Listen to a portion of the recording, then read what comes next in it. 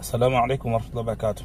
Ndugu zanguni wana Shifaatul Quran na wale wote wanaohudhuria katika dua zangu ambazo naziendesha kwa ajili ya shida na matatizo ya watu mbalimbali.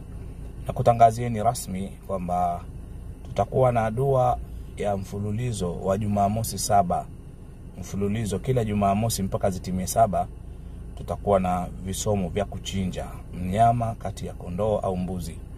Inshallah kwa kila mwenye kutaka kushiriki dua hizo kwa shida zake mbalimbali, basi kafara yake ni shilingi 10,000.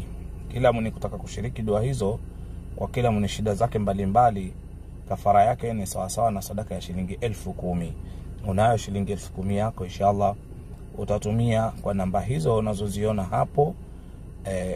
Utaweka nia shida zako kwa idhini ya Allah. Na wanyama hawa baada ya kuchinja hatutokula sisi, bali tutawapeleka katika vituo vya watoto yatima. Kwa hapo tunakuwa tumefanya ibada mbili. Tumefanya ibada ya dua katika kumwomba Allah juu ya shida zetu, tumefanya pia ibada ya kutoa sadaka ambayo ndani yake pia mwenye kutoa sadaka ana malipo makubwa mbele ya Allah subhanahu wa ta'ala, kwa kumwomba Allah atufungulie majambo yetu. Kwa hiyo kila mwenye changamoto zake jitahidi kushiriki dua hizi mfululizo kwa Jumamosi 7 mfululizo, ili uweze kupata dua hizi inshallah. Na nambari za simu za kutuma pesa ni 0685 26 30 40. Jina litakuja Masudi Kombo. Nambari ya kutuma pesa ni 0685 26 30 40. Na wale ambao hawajapata kuonana na mimi, inshallah watumie namba hizo za 0685 26 30 40. Na hizo zote ambazo tena hapo tumeziandika, inshallah ikiwa ni kwa WhatsApp ni kupiga kawaida, inshallah utaweza kunipata na kuniona. Na wale ambao tayari wananifahamu na wanajua ninapopatikana, basi inshallah wanaweza kufika.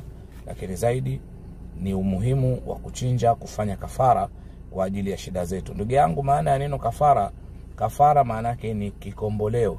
Una mambo yamekuzonga, jikomboe kwa kutumia mnyama. Una shida zimekukabili, jikomboe kwa kutumia mnyama. Na usichinje kwa ajili ya mashaitani, chinja kwa ajili ya Allah subhanahu wa ta'ala, kama Allah alivyosema, inna a'tainaka al-kauthar fasalli li rabbika wanhar inna shani'aka huwal abtar. Hakika tumekupa khairi nyingi Muhammad.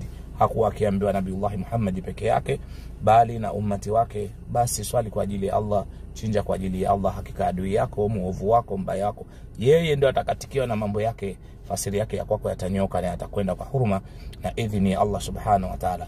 Umesumbuliwa sana na maradhi, umesumbuliwa sana na mitihani, una mambo hayaendi, biashara zako